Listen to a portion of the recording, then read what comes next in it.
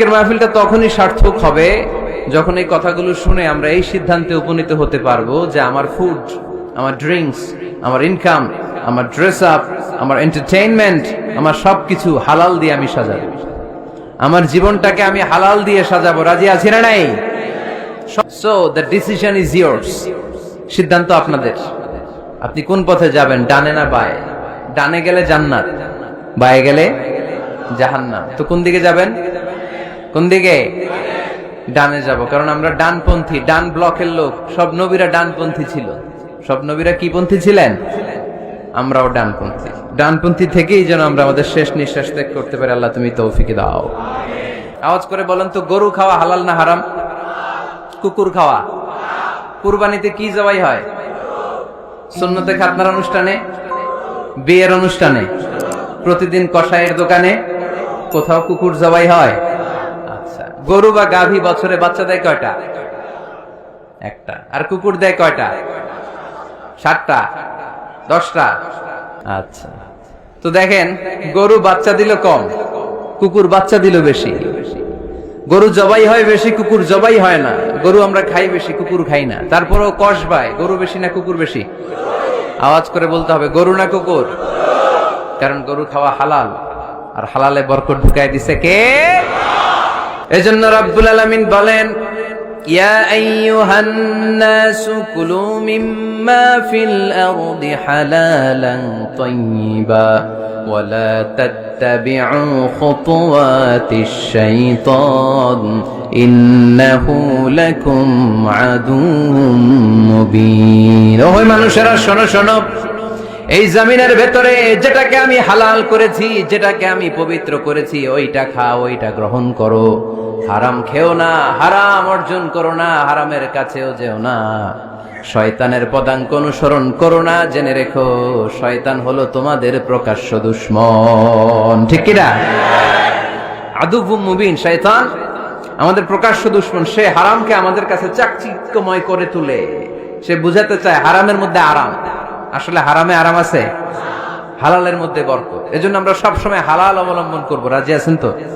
তাহলে আমাদের মুসলমানদের সবচেয়ে বড় সমস্যা হচ্ছে, আমরা খাওয়ার ক্ষেত্রে হালাল খুঁজি, কিন্তু ইনকামের ক্ষেত্রে ওই জিনিসটা খুঁজি না। এরকম আছে না নাই?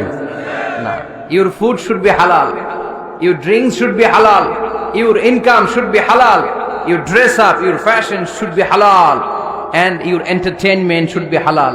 আপনার পোশাক হতে হবে হালাল, আপনার খাদ্য হতে হবে হালাল, আপনার উপার্জন হতে হবে হালাল, আপনি যে বিনোদন করছেন এই বিনোদনটাও হতে হবে হালাল। চিল্লায় বলেন ঠিক কিনা? মান গাশশানা ফালাইসা মিন্না। আল্লাহর হাবিব সাল্লাল্লাহু আলাইহি ওয়াসাল্লাম বললেন, the person who deceives us, he is not among আস। যে আমাদেরকে ধোঁকা দেয়, সে কখনো আমার উম্মত হতে পারে না। মদিনার খেজুরের বাজার ভিজিট করতে গেলেন আল্লাহর হাবিব সাল্লাল্লাহু আলাইহি ওয়াসাল্লাম, অডিট করতে গেলেন।